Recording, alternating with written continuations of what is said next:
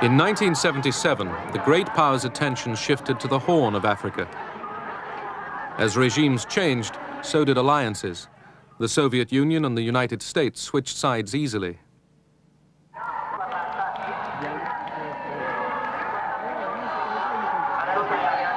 In Ethiopia, the emperor had been ousted and replaced by Marxists. Moscow had a new ally, Colonel Mengistu Haile Mariam.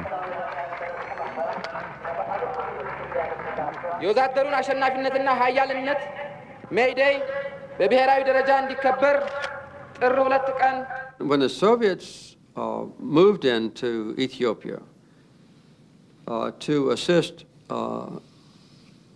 the communist dictator there, Haile Mariam Mengistu, I thought that this was a threat to the stability of Africa.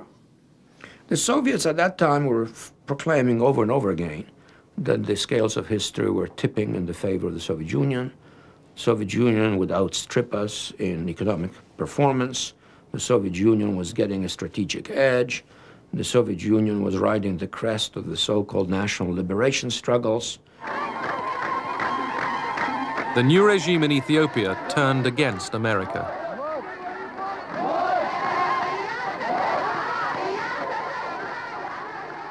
Mengistu expelled most of the Americans from Ethiopia in the following months, arrogantly terminated the American aid program. Neighboring Somalia had been a Soviet ally for years. Somalia's army was equipped with Soviet weapons.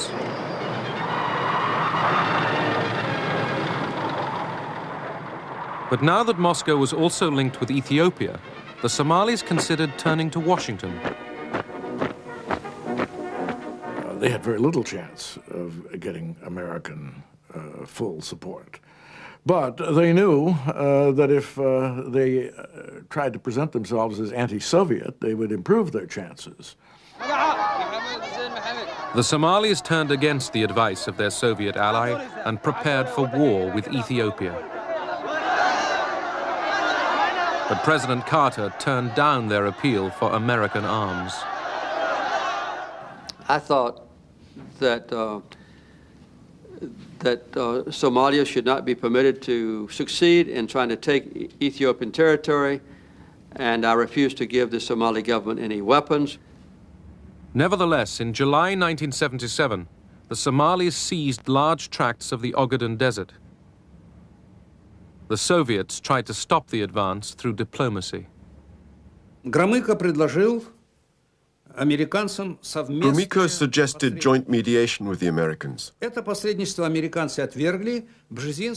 Brzezinski rejected that, saying it would have legitimized the Soviet presence in the Horn of Africa.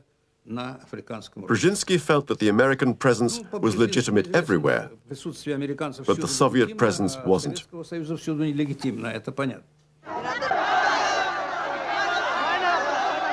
Anti-Soviet demonstrations in Somalia greeted the government's decision to send the Russian advisors and their families back to Moscow. All Soviet support was now switched to Ethiopia.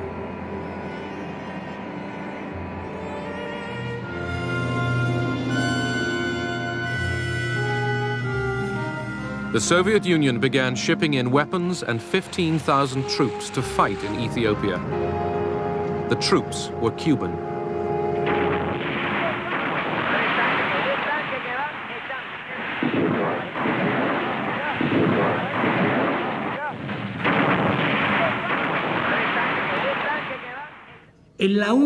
It was the only operation we conducted in full agreement with the Soviets.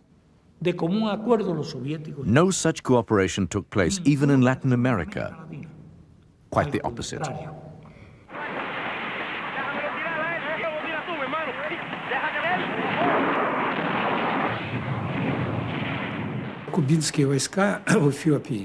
The Cuban troops in Ethiopia played a very important role. The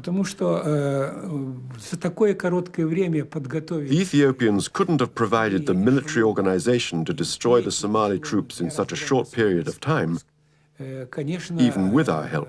Эфиопия и даже с нашей помощью не смогла бы.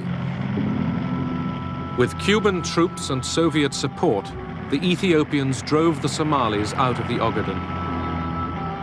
But Moscow wouldn't let the troops advance into Somalia. Among the Soviet military, we thought about occupying Somalia. But the Soviet government was right not to allow this, because it would have made our relations with countries like the United States of America, Great Britain and others more difficult.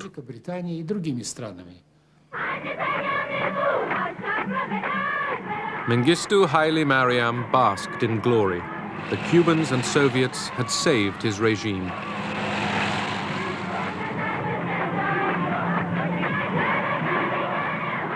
In Washington, some saw the victory as proof that the Soviets were abusing détente. The Horn of Africa was not important to America as of itself, but it was important as a measure and a test of how the Soviets were interpreting détente. Quarrels about the Third World were getting blown out of all proportion. These disputes about Africa, Angola, Ethiopia and Somalia. None of them were worth it. 20 years later, no one even remembers who was doing what.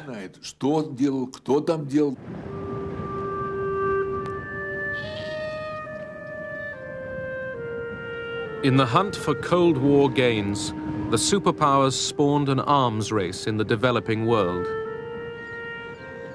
Their solemn promises of restraint were blown to the winds.